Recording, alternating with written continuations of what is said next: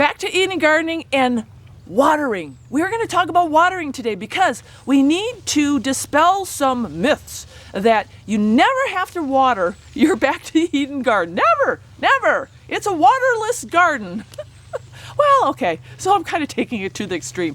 But we do want to go over some watering direction when it comes to the Back to Eden garden method. Because there is some things that you need to address when it comes to watering. Because you will be watering this garden sooner or later. Mr. Hilder is over here by the potatoes. Look at, bam, beautiful potatoes. And he's watering.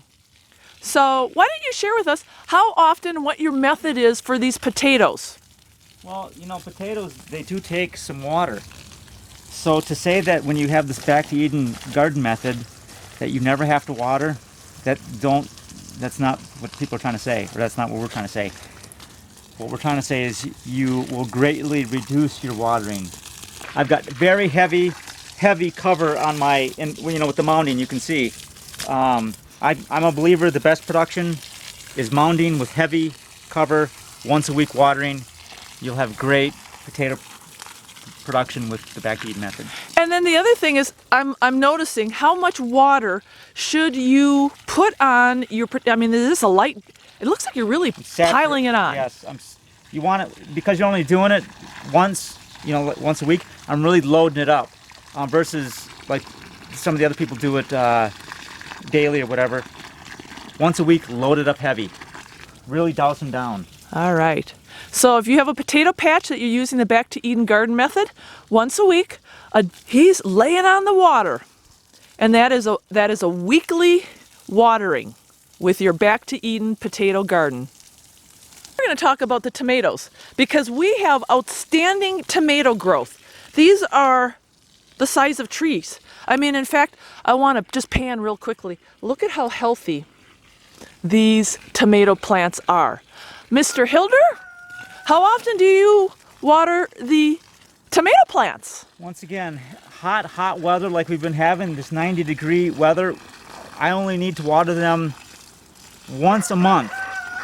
But sort of watch them. Once a month. When your leaves start getting leathery like that and they're starting to look a little heavy and leathery and aged, you may have to water twice a month.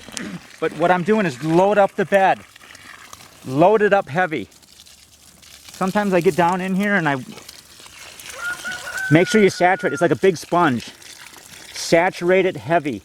And then you're done, because all this cover, this heavy cover will hold the water for a very long time, even in 90-degree weather. Yes. And one other point. When Mr. Hilder points out the plant, your plants don't lie to you. The great thing about this method is that the plants are going to tell you when they need water. Remember that. With this Back to Eden garden method, we're giving you directions at how we do it here. And we find that weekly, monthly watering, okay? But always listen to your plant. Your plant is going to speak to you. So if you're in a region where, say, you have 100-degree weather like we have, but it is maybe more humid there, your plants will tell you when it needs to be watered. So be in tune with your plant. That's how God created things. It's not rocket science. And Mr. Hilder? And the amount of cover that you have on, the heavy cover. I've seen in other videos where people have only like this much wood chip cover or compost or whatever. You may have to water more than. Yes. We've got a massive base. I mean, it's probably, 8 inches thick. It's a heavy cover, so underneath there it's going to take much longer for that water to be, evaporated, dried out, and consumed. Amount of cover on our beds. So therefore, once a month, sufficient, plenty sufficient. The more cover, the less water. The less cover, the more water. There. A great recipe to remember, because every Back to Eden garden is different. Ours is different, yours is different. So it comes down to the amount of cover, listening to your plants, and then, let that dictate how much you water. So here's one of the viney plants that haven't been watered yet, and I'm just going to show you, even without watering, when you dig your hand in, look at how moist it is in there. It is cool and it's moist. Look at that. Looks good. It looks really good. So the moisture retention to this method really is outstanding. And here's another point about watering and the Back to Eden garden method. If you want to maximize your Back to Eden garden, now, here's a great point. Mr. Hiller was just talking about this. This garden technically doesn't need to be watered.